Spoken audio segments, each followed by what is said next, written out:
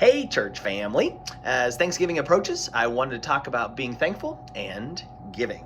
So I started here by the coffee because I'm thankful that God gives us coffee. I'm also thankful that He gives me the caffeine to stay awake for my early morning times with the Lord and to get my day going. The joy of the Lord is my strength, but a cup of joe is one way our Jehovah Jirehs. Am I right? Here are three other ways, though, to think about being thankful and giving this week. Be thankful. First, we'd like to give you an update on our church finances for the year. Now, to be transparent and communicative, as our heart always is, 2 Corinthians 9 says God will be a generous provider of everything we need. And we've certainly seen His generosity this year. Paul also says, in that passage, because God generously provides all we need, we are free to give to others as He has freely given to us. And so first of all, thank you, church, for showing your generosity of Jesus through this year. You have loved each other well through providing meals for our families with newborns, which is a full-time job around these parts. You've called each other during isolation. You've reached out to those in quarantine, continuing to be the hands and feet of Jesus. You've also continued to faithfully give to the ministries here at Peninsula Grace. We thank you for that. Where many churches have really been struggling financially, God's gracious generosity through you has prevented that from being the case here. The last few years, we have ended the fiscal year that begins July 1st, well ahead of our budget. Praise the Lord. This year, as expected with all the dynamics of COVID, giving has slowed a little bit, and this is all in the church news and bulletin every week, but our weekly church budget is $8,505.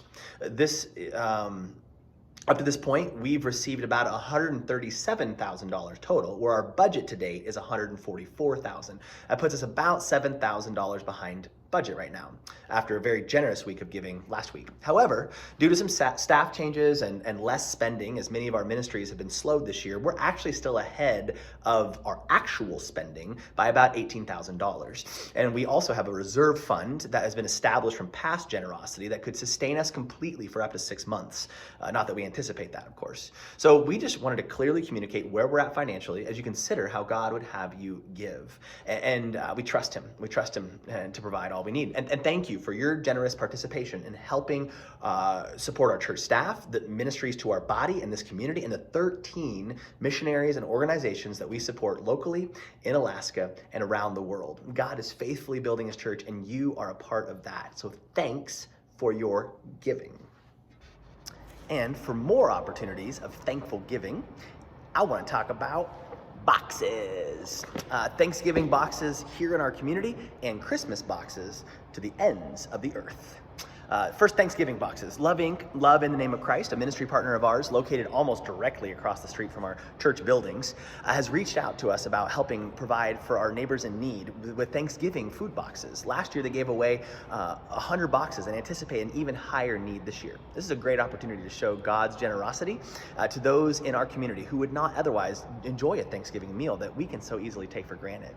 There are details in your church news and bulletin, but you can either put a box of food together yourself and bring it to Love Inc., or give financially to the church. Go to our website in the Giving tab, and you can choose Give to Love Inc. and just say it's for the Thanksgiving boxes. You can also mail a check to the church or drop some money off with a note in our giving box, which is located here. What am I doing? Both kinds of donations, food and money, need to be given by November 23rd. That's the Monday of Thanksgiving. Great way to share Jesus' generosity and love to those in need right here in our backyard. And for our last box, we turn to the church entryway for the drop zone of our annual shoe boxes for Operation Christmas Child.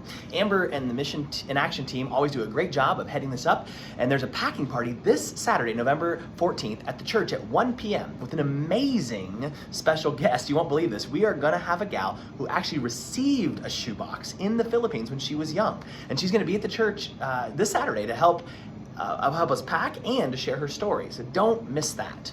We still need donation items. You can drop off here or give online and choose the Operation Christmas Child option on the church website.